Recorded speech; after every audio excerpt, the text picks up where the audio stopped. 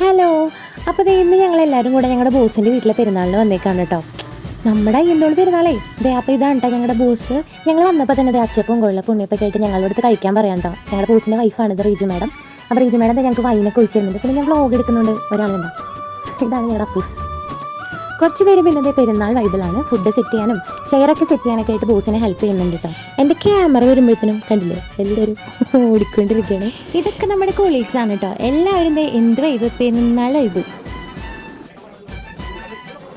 പിന്നെ അതെ ഇതാണ് എൻ്റെ കസിൻ. ഞങ്ങൾ ഒരേ ഓഫീസിലാണ് കേട്ടോ വർക്ക് ചെയ്യുന്നത്. പാവം ഫോട്ടോ എടുക്കാമെന്ന് പറഞ്ഞ് പറ്റിച്ച്. പിന്നെ ഞങ്ങൾ ലുഡോയൊക്കെ കളിച്ച് വർത്താനൊക്കെ പറഞ്ഞ് അങ്ങനെയായിരുന്നു. പിന്നെ അത് ബാക്കിയുള്ളവർക്ക് എങ്ങനെ പണി കൊടുക്കാം എന്ന് ആലോചിച്ചുകൊണ്ടിരിക്കുകയാണത് ഇവരെല്ലാവരും.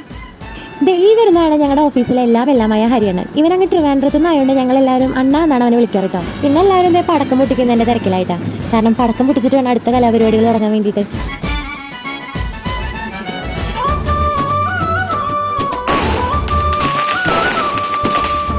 അങ്ങനെ അമ്പ് വരുമ്പോഴുള്ള കാഴ്ചയാണ് കേട്ടോ നിങ്ങൾ കണ്ടുകൊണ്ടിരിക്കണേ. നമ്മുടെ ഓഫീസിലെ ചേട്ടന്മാർ അമ്പ് വരുമ്പോഴേക്കും അവിടെ പടക്കം പൊട്ടിക്കാൻ വേണ്ടി സെറ്റ് ചെയ്തിട്ടുണ്ട്.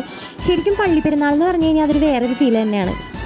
പെരുന്നാളായതുകൊണ്ട് എല്ലാവരും ഓരോരോ പണികളിൽ എൻഗേജ്ഡ് ആണ് കേട്ടോ. അതുകൊണ്ട് എല്ലാവരും ഈ വീഡിയോയിൽ ഉൾപ്പെടുത്താൻ പറ്റിയിട്ടില്ല.